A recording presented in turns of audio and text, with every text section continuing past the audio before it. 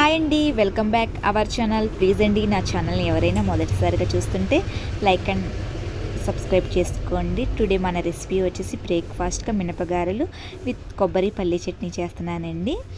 పల్లీలను మిర్చి ఫ్రై చేసి పక్కన పెట్టుకున్నానండి. ఒక మిక్సీ గిన్నెలో వెల్లుల్లిపాయలు వేసాను, కొబ్బరి ముక్కలు చిన్న చిన్నగా కట్ చేసుకున్నానండి, అవి వేసాను. కొంచెం సాల్ట్ వేసుకున్నానండి.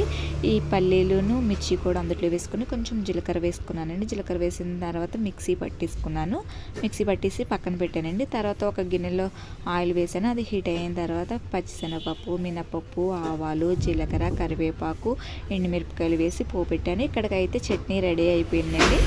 నెక్స్ట్ వచ్చేసి ఒక కడాయి తీసుకున్నాను. కడాయిలో మళ్ళీ ఆయిల్ పోసుకున్నానండి. ఇది గార్ల ప్రాసెస్. నేను నైట్ మొత్తం నానబెట్టానండి. మాకు మార్నింగ్ 5 వరకు వంట అవ్వాలి. మా హస్బెండ్ డ్యూటీకి వెళ్ళిపోతారండి. అందుకోసం నేను ఒక 5కే అది అత్తయ్య పప్పు అవి కడిగేసి మిక్సీ పట్టారండి.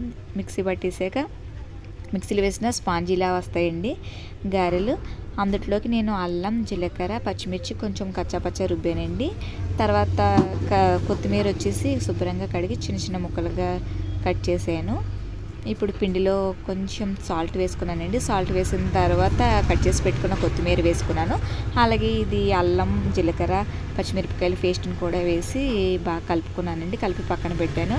ఆయిల్ వేసాను కదండి, అది హీట్ అయ్యింది. హీట్ అయిన తర్వాత చేత్తో వేసుకోవచ్చు, లేకపోతే కవర్ మీద. మీకు కొంచెం క్రిస్పీగా కావాలి అంటే కొంచెం అందులో ఉప్మా రవ్వనే వేసుకోండి, చాలా బాగుంటుంది. ఒకసారి మీరు కూడా ఇలా ట్రై చేసి చూడండి.